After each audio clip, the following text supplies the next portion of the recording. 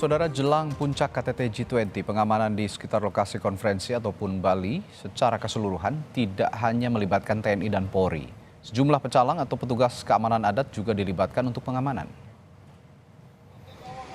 Di Desa Adat Tuban, Badung, sekitar 70 personel pecalang dan Bakamda dikerahkan per hari untuk mengamankan perhelatan KTT G20. Pecalang dan Bakamda ini ditugaskan mengamankan titik akses masuk dan keluar masyarakat lokal di area luar Bandara Internasional Ngurah Rai.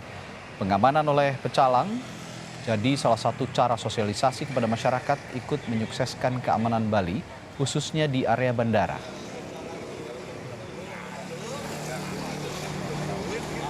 Peran serta kita adalah ikut membantu mensukseskan pengamanan di wilayah atau bidangan Desa Adat Tuban sesuai dengan tupoksi pecalang, khususnya pecalang Desa Adat Tuban, untuk mengamankan atau menjaga pintu-pintu keluar, akses-akses jalan-jalan desa yang berbatas langsung dengan Bandara Igusti Ngurah Rai. Sementara itu di pintu masuk utama ITDC Nusa Dua, tempat berlangsungnya KTT G20, berlakukan pemeriksaan ketat. Bahkan pasukan patroli berkuda pun tidak luput dari pemeriksaan. Salah satu petugas jaga mengaku diperintahkan memeriksa semua kendaraan dan orang yang masuk ke ITDC, termasuk petugas Polri dan TNI juga ikut diperiksa, alat kelengkapan identitas dan barang bawaannya. Itu harus ada stikernya. ID-nya ada ya, Pak? ID itu khusus dari masing-masing hotel, Pak. Masing-masing hotel? Iya. Kalau dari pihak hotel sendiri nyediain transport apa gimana biasanya? Dari hotel tuh menyediakan untuk transport. Jadi karyawan hotel itu semuanya parkirnya di luar. Parkirnya di luar ya? Jadi nanti kan masing-masing hotel itu dijemput sama shuttle-nya. Iya. Berarti tanpa ID nggak bisa masuk Pak ya? Kalau tanpa ID nggak bisa. Informasi terkini menjelang puncak konferensi tingkat tinggi G20. Kita akan tanyakan jurnalis Kompas TV Sinta Pramadewi yang saat ini berada di kawasan Nusa Dua, Bali. Sinta, sejauh ini bagaimana persiapan menjelang puncak KTT G20? Bagaimana soal pengamanan dan bagaimana pula pembagian pola pengamanan antara personel Polri dan juga TNI serta penjaga keamanan adat atau biasa disebut di sana pecalang, begitu Sinta?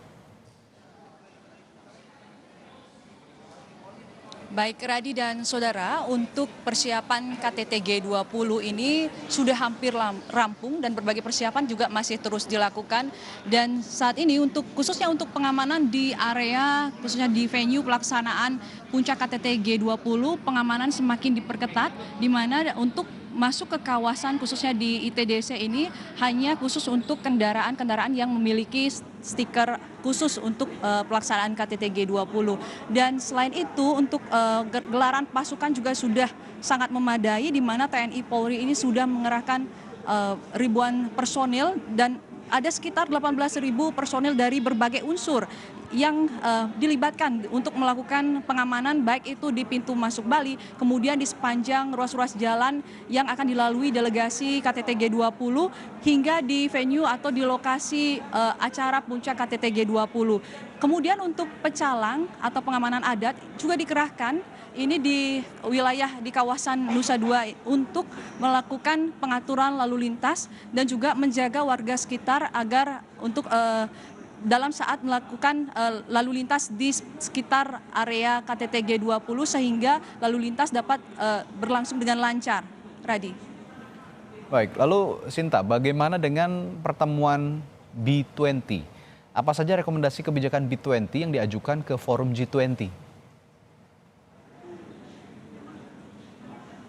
Ya, baik Radi dan Saudara, memang saat ini tengah berlangsung pertemuan yaitu bisnis B20, adalah pertemuan dunia antara CEO negara G20 untuk melahirkan komunike dan juga rekomendasi-rekomendasi dan juga legasi yang nantinya akan dibawa saat puncak KTT G20 untuk disepakati. Adapun prioritas pada B20 ini akan membahas sektor-sektor seperti arsitektur kesehatan global, kemudian transisi energi dan juga digitalisasi serta turunan dari sektor-sektor tersebut.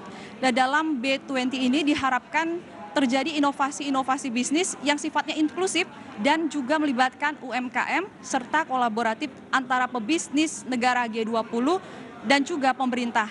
pertemuan B20 Summit ini juga diharapkan terjadi transaksi bisnis serta komitmen investasi sehingga investasi asing ini lebih banyak lagi masuk ke Indonesia dan juga untuk mendorong pertumbuhan ekonomi Indonesia, Radi. Baik, Sinta.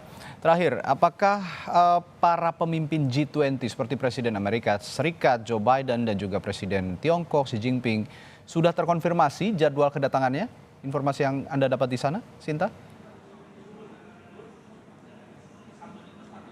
Ya, Radi, sementara untuk informasi terkait dengan kedatangan Presiden Amerika Serikat Joe Biden, hingga saat ini kami mendapatkan informasi diperkirakan akan datang pada sore hari ini. Kami masih menunggu dan untuk sementara Presiden Rakyat Tiongkok untuk Xi Jinping kami masih menunggu untuk konfirmasi terkait kedatangannya.